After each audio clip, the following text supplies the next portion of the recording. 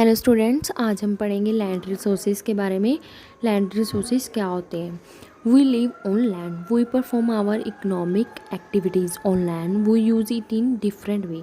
क्या है, हम धरती पे रहते हैं, ठीक है, और इस पे हम काफ़ी सारी एक्टिविटीज़ को परफॉर्म करते हैं और लैंड को अलग अलग तरीके से यूज़ करते हैं।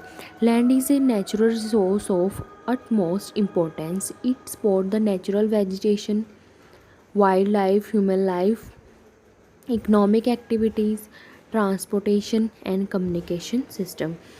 जो वाइल्ड लाइफ है एक नेचुरल रिसोर्स है और बहुत ज़्यादा इम्पोर्टेंट है।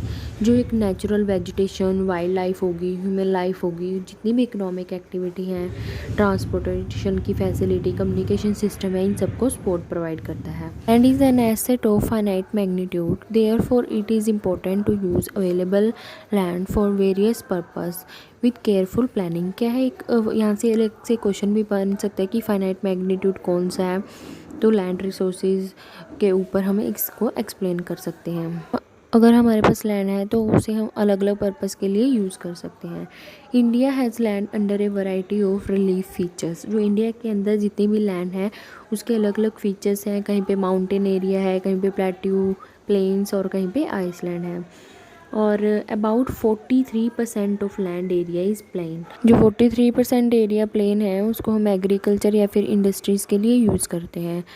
नेक्स्ट क्या है, mountain account for 30% of total surface area. 30% total surface area का क्या है, वो उसको उसमें सब कुछ रिवर्स फ्लो करती हैं और वहाँ पे टूरिज़्म की फैसिलिटी भी प्रोवाइड की गई है। इकोलॉजिकल एस्पेक्ट के फीचर्स पाए गए हैं। About 27% of area of country is plateau region. 27 area जो येलो वाला है वो प्लेट्यू रीजन के लिए है, जहाँ पे काफ़ी ज़्यादा रिजर्व है, मींस काफ़ी ज़्यादा मिनरल्स, फॉसिल फ्यूल और फॉरेस्ट एरिया पाया जाता है। उसके बाद नेक्स्ट टॉपिक हमें दिया हुआ है लैंड यूटिलाइजेशन, मींस लैंड को यूज़ कहाँ कहाँ पे किया जाता है और अलग अलग पर्पस के लिए हम लैंड को यूज़ करते हैं। फर्स्ट ऑफ ऑल दिया हुआ है फॉरेस्ट, और सेकंड दिया है land not available for cultivation. वो लैंड जो कल्टीवेशन के लिए नहीं यूज़ की जाती, जो वेस्ट होती है। और बैरन और वेस्ट लैंड, जैसे कि जो बंजर हो जाती है, ख़राब हो जाती है land. Land put to non agriculture, जो लैंड नॉन एग्रीकल्चर पर्पज़ के लिए यूज़ की जा रही है, जहाँ पे बिल्डिंग, फैक्ट्रीज़ वगैरह सेटअप की गई हों। नेक्स्ट क्या है, other uncultivated land excluding fallow land. Uncultivated land जहाँ पे कोई भी कृषि ना की जा सके और जिसमें से फैलो लैंड को निकाल दिया जाता है। फैलो लैंड होती है जो पड़ती भूमि होती है। और इसका फर्स्ट पॉइंट क्या दिया हुआ है, permanent pasture and grazing land. Permanent pasture mean जो चारागाह के लिए जो लैंड यूज़ की जाती है, पशुओं को चराने के लिए जो लैंड यूज़ की जाती है। Land under miscellaneous tree crop grow included in net sown area, कि जो लैंड जहाँ पे बहुत सारे ट्री हो, वन हो। सोन एरिया क्या होता है, बुआई क्षेत्र, जो कि इसमें इंक्लूड नहीं किया जाता। नेक्स्ट क्या है, culturable waste land left uncultivated for more than 5 agriculture year. कि वेस्ट लैंड क्या है, जो बंजर भूमि है जिस पे काफ़ी टाइम से खेती ना की जाए। फैलो लैंड मतलब पड़ती भूमि। फर्स्ट पॉइंट क्या दिया हुआ है इसमें, current fallow left without cultivation for 1 और लेस देन 1 एग्रीकल्चर ईयर, जो मतलब काफ़ी टाइम से नहीं यूज़ की जा रही वर्तमान टाइम में।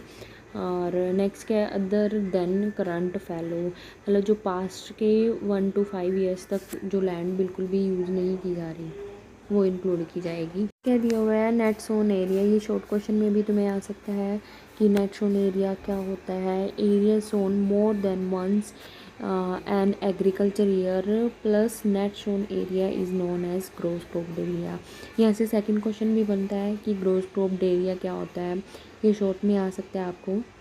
नेट सोन एरिया क्या होता है, ऐसा क्षेत्र, ऐसा एरिया जिसमें एक ही टाइम में ज़्यादा बार बुआई कर दी जाती है, उसको क्या बोलते हैं, नेट सोन एरिया या फिर cross crop area.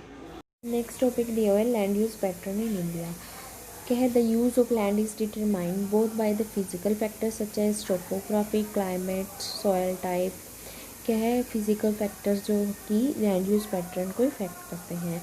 Human factor क्या है, population density, technical capability, cultural tradition, ये सभी ऐसे फैक्टर्स हैं जो लैंड यूज़ पैटर्न को इफेक्ट करते हैं। जैसे हम एग्जांपल ले सकते हैं कि राजस्थान में अगर हम बोलें कि खेती की जा सकती है तो वहाँ पे कोई भी खेती नहीं हो सकती, क्योंकि वहाँ का जो क्लाइमेट है या सोइल है वो इस तरह की होती है कि वहाँ पे खेती करना बहुत ज़्यादा ही मुश्किल है। ये ऐसे फैक्टर्स हैं, कुछ भी हो सकते हैं इनके अलावा, क्लाइमेट के अलावा और भी फैक्टर ऐसे हैं, फिज़िकल फैक्टर ऐसे हैं जो कि लैंड यूज़ पैटर्न को इफ़ेक्ट करते हैं। Total geographical area of India is 3.28 million square kilometre. जो जियोग्राफिकल एरिया है इंडिया के अंदर वो 3.28 मिलियन स्क्वायर है।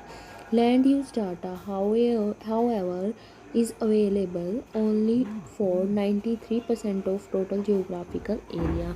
कि 93% जो टोटल जियोग्राफिकल एरिया का सिर्फ 93% एरिया ही हमारे पास अवेलेबल है, क्योंकि असम को छोड़कर जो नॉर्थ ईस्ट स्टेट है वहाँ रिपोर्टिंग कंप्लीट नहीं हुई है।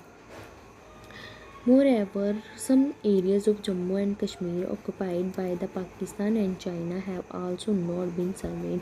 और क्योंकि कुछ एरिया है जो जम्मू और कश्मीर के वो पाकिस्तान ने ऑक्यूपाई कर लिए हैं, चाइना ने उस पर कोई भी सर्वे नहीं की है। नेक्स्ट टॉपिक हम कंटिन्यू करेंगे नेक्स्ट वीडियो में। Thanks for watching.